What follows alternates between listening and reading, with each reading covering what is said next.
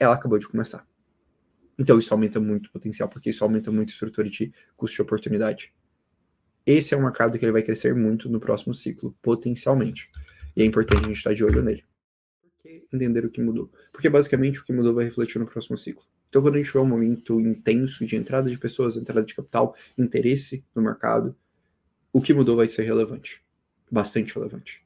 Então qual que é a primeira grande mudança que a gente viu até hoje no mercado cripto, desde ali do último ciclo de alta? The Merge. Esse é indiscutível, mudou toda a dinâmica de política monetária da Ethereum, mudou toda a estrutura da Ethereum. E esse The Merge, ele trouxe para a gente à tona de uma forma muito mais forte um mercado que é o mercado de staking da Ethereum. O staking da Ethereum, ele existe há bastante tempo, na verdade. Desde 2020 ele já existe, ele já está sendo operacionalizado, mas ele começou a tomar relevância há menos de um ano atrás, quando a gente teve o The Merge. E o The Merge, ele basicamente criou essa ligação das taxas da Ethereum com o staking. Então, deixa eu mostrar uma coisa aqui para vocês que é importante. Ó, isso aqui é as taxas da Ethereum. Começou em 16%, depois foi decaindo, mas percebam, já chegou a bater 8%. Por que isso? Por conta do The Merge. Então, o que o The Merge muda para a gente? E esse é o primeiro ponto fundamental de vocês entenderem, porque em um dado momento vai explodir a demanda por staking na rede do Ethereum, tá? Ele muda que, à medida que a gente tem aumento de taxa de transações, 20% da taxa das transações vai para o staker, para a pessoa que está fazendo staker. Então, isso aumenta o API, isso aumenta a demanda. Eu não duvido que a gente veja API de Ethereum batendo ali algo acima de 15, 20, 30 dólares. Então, essa dinâmica vai ser muito, muito frequente. Então, fiquem de olho, porque essa questão do staking do Ethereum vai crescer muito. E ela vai ainda crescer mais com a questão da segunda camada. Por que a questão das segundas camadas vai crescer ainda mais essa dinâmica? Basicamente porque a segunda camada ela vai dar escalabilidade dentro da rede do Ethereum, então o custo vai ser menor, e a segunda camada vai poder pagar mais caro para registrar os dados e as informações do que um usuário convencional. Então é quase como se a Ethereum estivesse migrando de uma solução para B2C para uma solução para B2B. E essa mudança de paradigma é importante, porque ela permite que a Ethereum tenha taxas ainda mais elevadas, remunere ainda mais os seus stakers, mas, em contrapartida, não onere seus usuários, os usuários dos apps. Porque esse é um ponto importante de a gente entender. A Ethereum, ela não tem como cliente final nós, retail. A Ethereum tem como cliente finais aplicações, dApps e desenvolvedores. Então, por isso que a gente tem que entender essa dinâmica e por isso que a tendência é que esse staking cresça, esse valor desse staking cresça. E uma outra coisa que destravou ainda mais potencial dentro da Ethereum foi a questão do Shanghai Fork. O Shanghai Fork aconteceu em abril desse ano e ele permitiu a retirada tanto dos rewards quanto do capital principal ali dentro da Ethereum. Muita gente achava que isso ia gerar uma vazão de staking, que seria o fim do mundo, etc, etc. Mas não é assim. O que acontece? A gente tem uma questão que quando você destrava essa capacidade, você cria interesse institucional, você cria interesse de pessoas que queriam ter essa liberdade de entrar e sair dessa taxa. Isso potencializa o crescimento de mercado. Tanto é que foi o que a gente observou. Reparem, essa linha vermelha é a marca que eu chamei Fork. Pós Shanghai Fork, o que acontece? Acontece justamente o que deveria acontecer.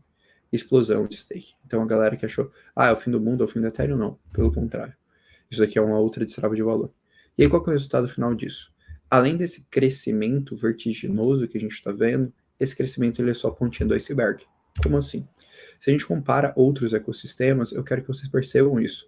Praticamente todos os outros ecossistemas têm mais stake que a Ethereum. Hoje a Ethereum tem algo em torno de 20%, tá? Esse 17% está desatualizado. Quando a gente vai comparar com outras soluções, o que a gente tem? Que a Ethereum pode crescer ali de 2 a 3 vezes. Então, o mercado de staking de Ether vai crescer de 2 a 3 vezes no próximo ciclo em Ether. Então, você soma o crescimento desse mercado mais o crescimento do Ethereum.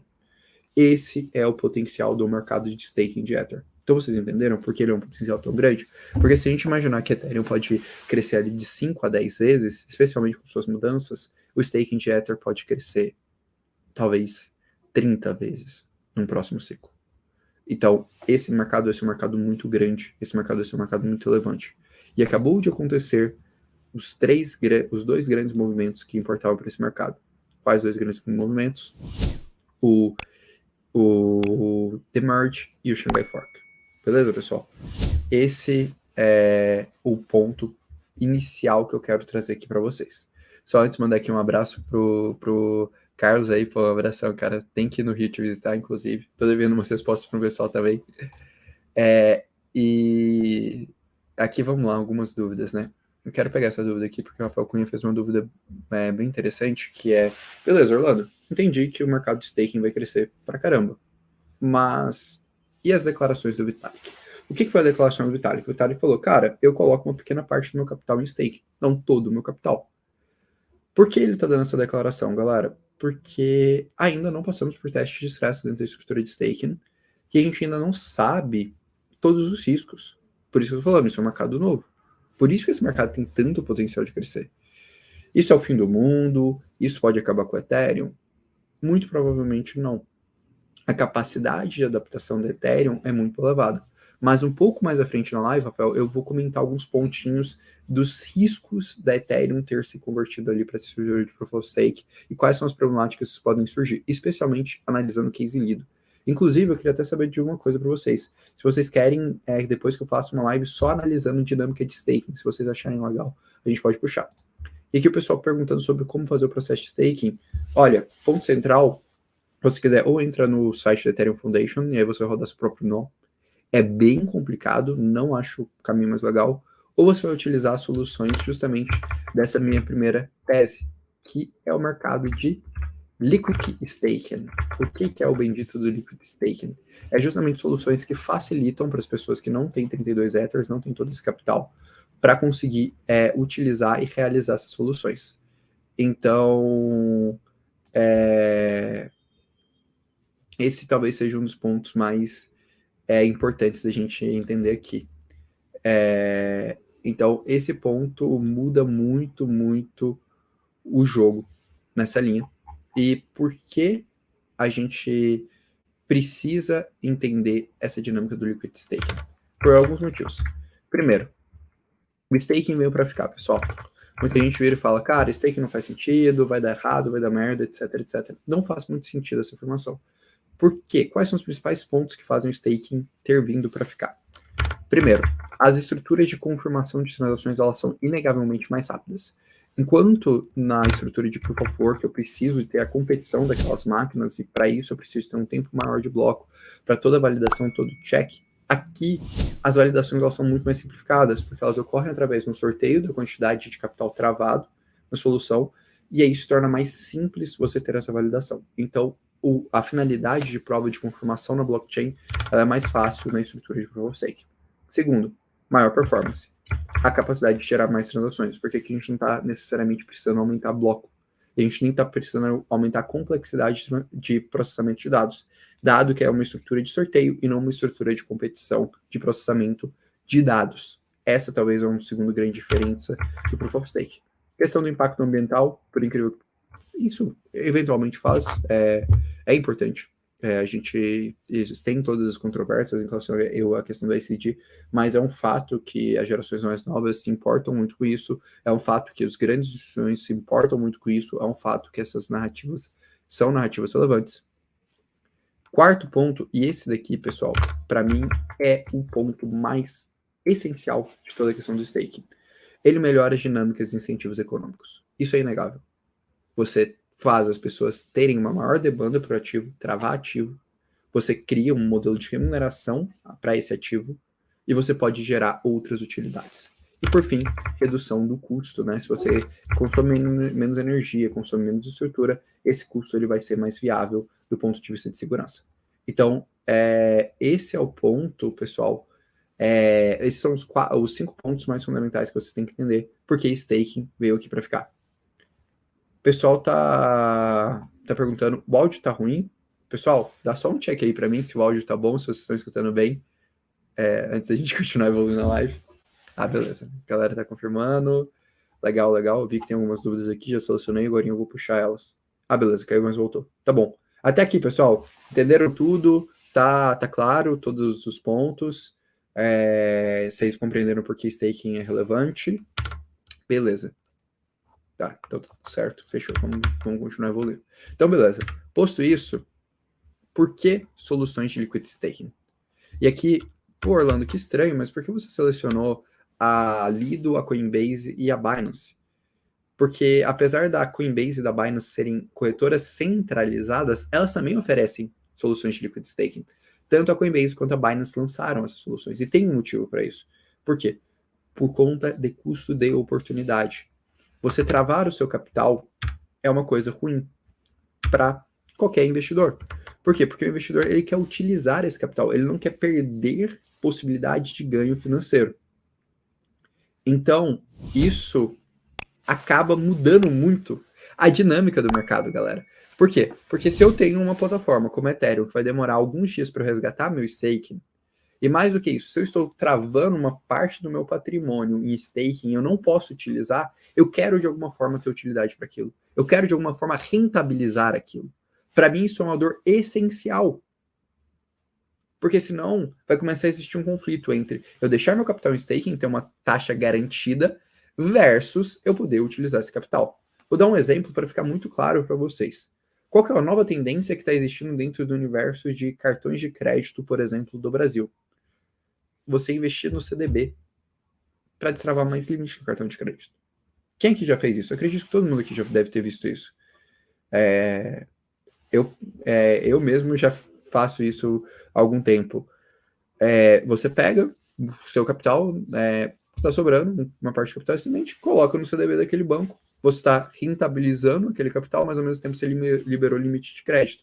E aí você vai poder consumir mais e, eventualmente, depois você recebe seus retornos e você paga aquele custo. Então você otimiza o seu capital, porque você está investindo em um ativo extremamente seguro e você, teoricamente, é extremamente seguro no sentido, você já está investindo num ativo que ele está no risco do banco, que é o CDB, você está tendo uma rentabilidade em cima disso, e aí você consegue aproveitar e utilizar aquilo ali para fazer suas compras e tudo mais. Então você consegue rentabilizar um dinheiro ao invés de você ter que gastar aquele dinheiro ali de princípio. Então você está ganhando, você está aumentando o seu custo de oportunidade.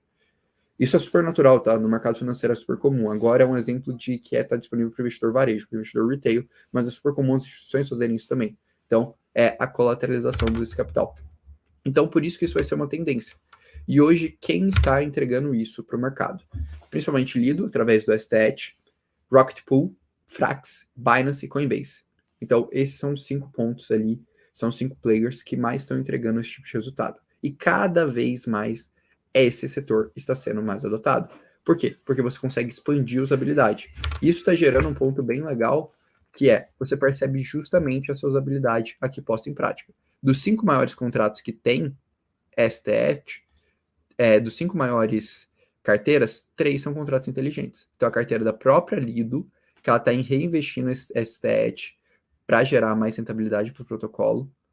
A carteira da Curve, aqui, para estratégias de farming. E a carteira da Libra Finance aqui, que é uma outra solução, uma solução nova, que utiliza o staking líquido como uma forma de garantia para você conseguir fazer a alavancagem via stablecoin, muito parecido com o que a Maker faz com a DAI. Então percebam que esse mercado está se construindo, que é o mercado de derivativos de staking de cripto. Por quê? Porque esse capital está travado, mas você pode utilizar a garantia desse capital como uma forma de alavancagem, como uma forma de colateralização e como uma forma de aumento de eficiência de capital financeiro. Essa é a sacada que muita gente está tendo, e esse é um processo que vai ter. Ah, Orlando, isso vai gerar crash, isso vai gerar essa alavancagem no mercado? Sim. Provavelmente no próximo ciclo de bear market a gente vai ver soluções dessa quebrando, galera. Não se enganem quanto a isso. Mas é um processo que ele vai existir, ele vai crescer, ele vai gerar resultado financeiro, ele vai gerar grandes aplicações, algumas vão sobreviver, outras não, e é o processo natural do mercado. Mas é um mercado que está se desenvolvendo. E aí aqui, quem está fazendo isso?